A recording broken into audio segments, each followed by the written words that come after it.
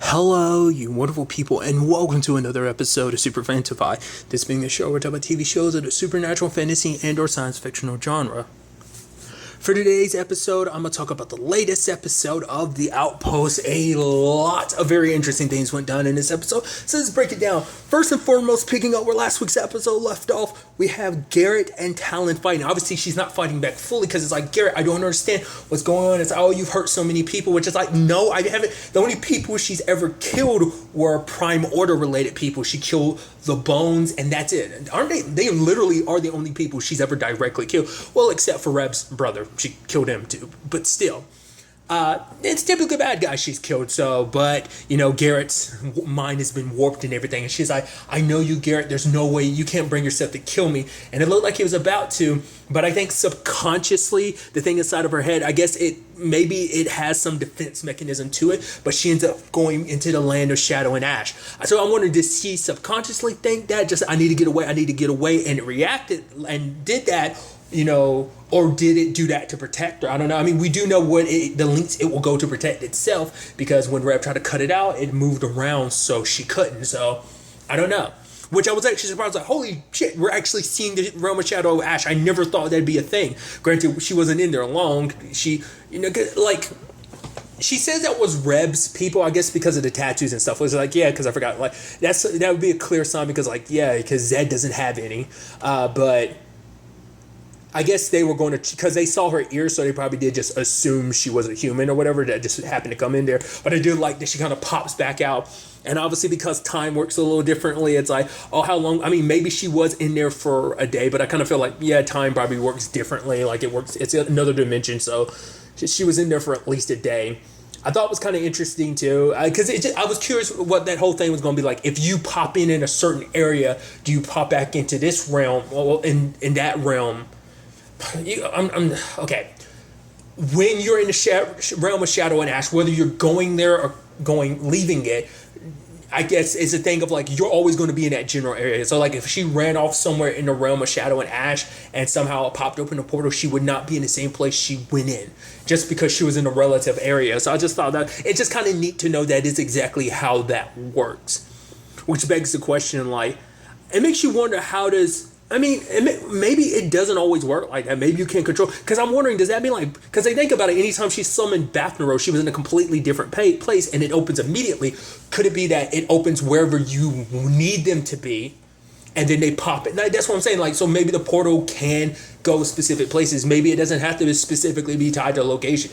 This episode made it seem like that, but every instance of like Bathnero and stuff makes, because like if the portal opened up, like you could make the argument maybe like Reb and whatnot just happened to be in that area in the realm of shadow and ash when she first opens a portal. Same thing for Zed and whatnot, but still, it's like the timing's a little too. So I think the portal comes to those whose name is called, but maybe that's how it works in that regard. But in other cases, it just opens up to the mirror spot in the other dimension.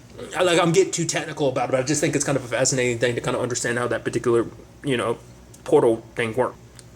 So other than that, some other interesting things, we see that Tobin and Gwyn are actually getting closer. She's bringing him food. Actually, food she made herself. That speaks volumes, but it's terrible. And he's poking fun at her, and she's like, as a queen, I'm ordering you to stop laughing. And he's like, no, it's okay, it's okay. And they're talking a little bit, and he kisses her. It's like, oh, but she didn't like push him away. In fact, she kind of kisses back. It's like, oh, I didn't expect. Like, you could see it happening, but I just wasn't expecting things to kind of get this far. I'll go ahead. I'm jumping around and stuff, but I wasn't even expecting her to ever kind of accept his marriage proposal. To be fair, like, that's all stuff connected to his cousin Milos. It's kind of interesting because his cousin was like, oh yeah, I'm not going to help your queen and whatnot, because like, oh, the moment all you hang, I don't need to make this deal to get your land, because the moment the Prime Order comes and kills all of you, because they're going to win, I'll get your land that way. But I love Gwyn being like, oh, what? Oh, so what land do you own? I know you don't. That land, you're just taking care of it for the Prime Order. You're basically renting that land.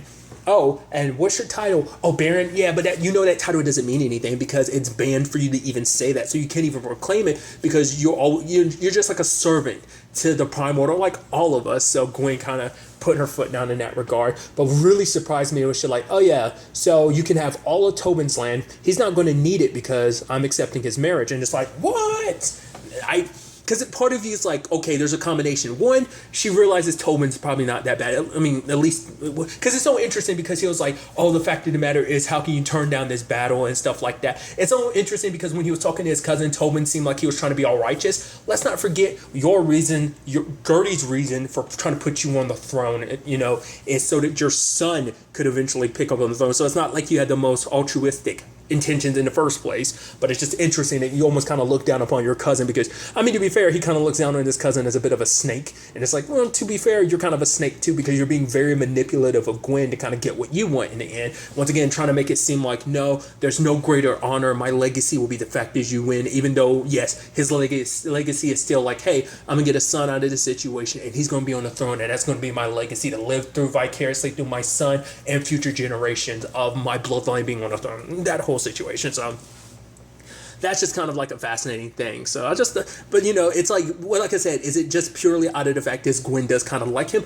or was it a calculated move? I feel like it might be a combination of two. I think you can't discount calculated move kind of in a certain extent, but I think she wouldn't even have really went down that route. You can make the argument maybe she's desperate enough, but I think at the same time, it's like she wouldn't even went down that route if she didn't on some level like Tobin do, because he's proved himself most recently in these past couple episodes, so that's pretty neat, especially because he proved himself by catching a traitor, which that's a whole storyline in itself. I love it's like Mutt's trying to give advice to him about Jonzo advice about Naya, and it's like, oh, how many women have you kissed? He's like, oh, plenty. One. It was Mom. I love that. But I also love when he grabs her. I was like, oh, did Tobin get her? But it's Mutt. And she's like, Mutt, what the hell did you do? What are you doing? And he's like, the fact is, Jonzo wanted me to, want a surprise dinner. She's like, what the hell has that got to do with you grabbing me? It's like, well, if I grabbed you and you didn't know it was me, and you saw me, you automatically know that Jonzo sent me, so it kind of get rid of the surprise. And she's like, that's idiotic, which it is. I love Mutt's idiotic reasoning behind that, but she does admit, oh, that is kind of sweet. He's like, okay, so you pretend like you didn't know. She's like, fine, I'll pretend like I didn't know. And he basically kind of kidnaps her, covering her mouth and kind of grabbing her. It's like, you kind of missed the whole point in the first place, Mutt, that this isn't the smart way to go about it, but nevertheless. But Jonzo and her have this sweet dinner, and it's kind of, you can tell it's eating Naya up because it's like, oh, he's being so sweet, he's saying all these nice things. Like the fact is, he wakes up kind of worried that it's a dream, but it turns out it's not a dream, and it's just like, because her guilt is eating her alive, because it's like he's saying all these nice things, talking about how a good person she is, but she's like, I'm not, especially when he starts asking her about herself, and it just becomes too much. She's like, I'm a bad person. He's like, you're not. No matter what you tell me, I'm always going to love you. And she's like, and I'm the traitor. It is like, whoa. Didn't expect things to kind of come out this way at all. I was at first, because obviously, I'm jumping around, but obviously the Tobin thing, I kind of figured that was the way that it would go down. Didn't realize Jonzo would find out this way. It's a whole thing. And once again, I do the whole thing of Jonzo instead of Janzo. I don't know why I do that. Regardless, he didn't take it well. He was just like, you're the traitor, this and that. She's like, it was my family. And he jumps to the same thing I'm doing. It's like, the fact is, they're just going to ask you for more and more and more. There's going to be no end to it. Why would they ever return your family to you? Because at the end of the day, it's just going to be a thing of, oh, we can get more and more out of you until this is. But I think maybe in her mind, it's like, when it's all said and done, I'll get my family back. Eventually they won't need any more from me. Yeah, but then they like, and he also brings up the fact that your family's most likely dead, which is a good chance. Like you never saw any proof that they were still alive, so it could just be like the promise of them being returned. And that's something I'd brought up before. It's like, yeah, sadly, like you don't know if they're still alive, so. He wants her to tell the truth. Obviously, he's having a hard time digesting all of this, but it's like, tell her the truth. And she writes a letter because she was planning on running. She was even kind of telling Janzo to run away with her, which is almost sweet, kind of like some Romeo and Juliet stuff. But obviously, he's like, no, I got to stay here. I got work to do, especially because recently it seems like he's made some developments when it comes to the whole Plaguelings thing. There was a lady out there who somehow went back to being human again. So it's like, oh, it is reversible. It's not just like, oh, you can prevent future Plaguelings, which, I mean, I guess the whole point was to find a cure for Plaguelings, but I guess in my mind, it was more like a preventive thing rather than a actual cure and antidote. I didn't actually think you could like fix that. But it's like, oh, so is it like the sun? But it's like, no, two other plaguelings stay the same. Maybe it has something to do with a plant that only comes out during the day. I even love that Mutt immediately goes like, okay, so when was the last time you paid your taxes? And you have Genzo being like, just let her go, Mutt. It's just like the fact that she literally just became human again, and you're trying to collect taxes. To be fair, he made a whole point in a previous episode or episode before last, being like, oh, you think we can tax plaguelings? That whole situation. Nevertheless. But sadly, circling back to it, Tobin ends up capturing Naya before she can leave, and it's not like Naya tries to deny or anything. She's like, yep, I'm the one, and confesses to everything, which Gwyn is upset about. Because once again, Gwyn, because it's so interesting in many different regards. Because obviously, I said it before, like I knew Gwyn was going to take this personally, because it's like the person responsible for freeing Dredd is the reason Garrett's dead. So obviously because even to the point she's like, yeah, she's executed immediately. Because for her, it's like you could have changed sides at any point in time, especially when you saw that we were on the winning side. It didn't even cross your mind to like, hey, turn to us. Maybe I can help you. Maybe help your family. But no, you decided to help Dredd. I mean, she was just in a tough situation, which is like, yeah, you wish she didn't go down that route, but it's like, it's almost a thing of like, what's done is done, but it was like, at the same time, she was still being a little treacherous. I mean, to be fair, she hadn't given any information since Dredd got out, to be fair. She was going to send some out, but the fact that she ripped up the letter should show some character, but it didn't. It wasn't enough. But, I'm sure that didn't come up in argument. At least from the conversation we saw, it didn't come up. I think that should be important, but, nevertheless. But it's like she has to be executed immediately. And now what surprised me was Eleanor being like, why immediately? No, let's pump her for information. I'm like, wait, are you doing that because you know that her and Janzo are together? Like, she's never come across, like, he didn't mention it was Naya, did he? I can't remember. I know she got excited because he was dating a girl, I think. I'm sure she most likely heard it from Mutt. Maybe they did. Maybe, like I said, it might have been a couple episodes ago. I don't remember him telling her he was dating Naya. Maybe he did. I could have sworn he told her that he was dating a girl or whatever, but I don't think he ever explained who it was. Regardless, even if he hadn't, probably conversations with Mutt probably revealed it. But I think at first I was like, is that the reason why you're acting like that? Like that just kind of came out of nowhere. That's why I'm like, you out of anyone, why would you kind of want to halt her execution? So they're doing that because Naya's like, I'll tell you whatever I need to tell you.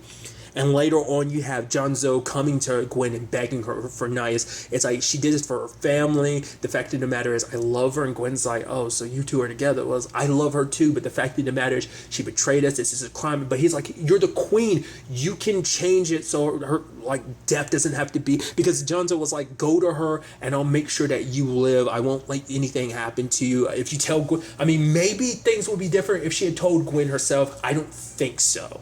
Because obviously it all came out, Naya didn't deny anything. So I think, but it's still the whole aspect of, once again, she was never going to forgive her because of the Garrett angle. I think the treason would have been let go, but because it's specifically tied to Garrett's death, like that's, well, quote unquote death, I think that's what kind of pushed it over the edge. It'd be like, no forgiveness for you type of thing. So there's that. And Eleanor comes in and be like, oh, am I interrupting something? You can tell she's a little awkward around Janzo. It's like, yeah, she definitely knows. At that moment, I was like, yeah, you definitely know for sure. Like, I'd like to say, I can't remember if she knew ahead of time because, like, he had told her. Regardless, and even Janzo being like, you're my mom, like, I'm asking you to do this one thing for me. But she wouldn't because she knows that, hey, she's a traitor, this has to be done. And it's like, it's like he can't ask his queen, his friend, for help. He can't ask his mother for help. And it's just kind of, the woman he loves is about to die. It's like, yeah, she did something wrong, but still, like, it was for honorable reasons. So now, it's an interesting conversation because obviously, because yes, she has, she kind of treats all of her children kind of like dummies from time to time. But I think even as a mother in that moment, I think she kind of felt bad because she was like, my boy is hurting, it's like, which is sweet. I think that shows you that, Eleanor can be very opportunistic, but the fact of the matter is she still does have a heart. It does come out from time to time. And I thought that was kind of sweet. But the fact of the matter is, she talks to Gwen because about the whole fact is that, it's like Gwen had to lock up someone she considered one of her closest friends, Naya. Now, being, the weight of the crown, like how complicated it's made her relationships. Now the crown has kind of cost her Naya. It's kind of cost her Talon. It's like the hard decisions you have to make as a queen. That there's moments where you have to put friendship aside and do what's best for everyone. Type of situation. So at least what she believes to be best for everyone. So there's all of that. And I love your boy Janzo making a jailbreak. I thought it was kind of neat. He's knocking out all of the guards and he's freeing Naya. And it's like, oh, she's like, you're a genius. He's like, yeah, I know I am. It's like, it's so cute and adorable. It's almost like some Romeo and Juliet meets Bonnie and Clyde type of thing. I love it. But Naya can't stay and he can't go with her because obviously this is his home. His family's here, but also he has important jobs stopping the plaguelings, finding a cure for it all, and all that work is here, so he can't go with her. And she's like, I promise you I'll come back. He's like, you can never come back because they'll execute you. So it's just like he found the woman he fell in love with, and just like that he loses her. He's like, just my luck, I hope that maybe someday they can cross paths again. I wasn't expecting things to kind of play out exactly like this. I wouldn't have imagined they would have, but because I think probably part of me thought like maybe either she would have run away ahead of time or she maybe never would have got caught. Even though Talon was Tobin was closing in last episode. Still, it's a very sweet and sad moment. Like I said, I hope on some level they're able to cross paths again. Like maybe she ends up somewhere, and then maybe when this plaguing thing is all taken care of potentially, maybe Janzo will go out on an adventure to find her. It's like kind of set out on his own type of thing. That could be potential storyline for him going forward in the future. I don't know. Lo and behold, we skip to the wedding day, celebrations all around. It's like, oh, things are going along. Oh, it's amazing. This is neat. And lo and behold, who returns? None other than Garrett to wreck this wedding. I love Tobin being like, oh, is that? And you have Mutt, Eleanor, and Janzo being like, that's Garrett. And he was like, oh, let's go.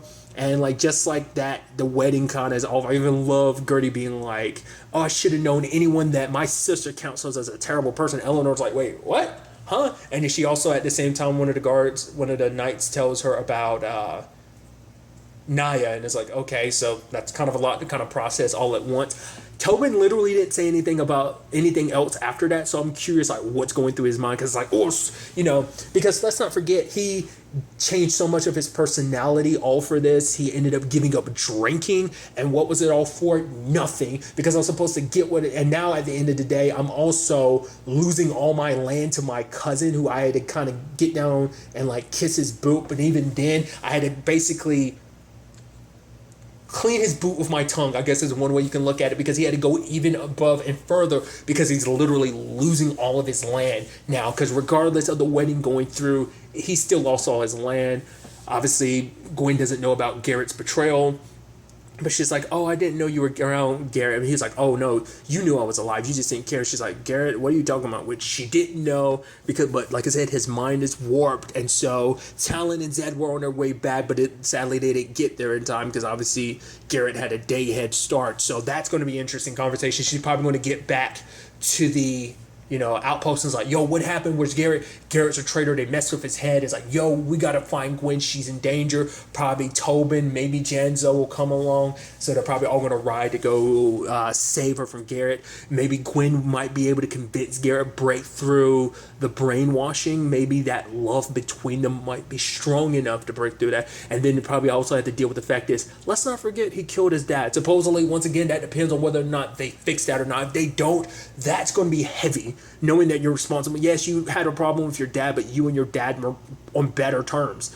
You two made up last season, and even more so this season, but it's like, knowing that you killed your own dad, that's going to be a heavy burden. And he's going to probably be straight up looking for revenge against Sana because she's the one that pushed him, manipulated him like that. I'm so interested to see where all of this ultimately ends up taking us going forward into the next episode.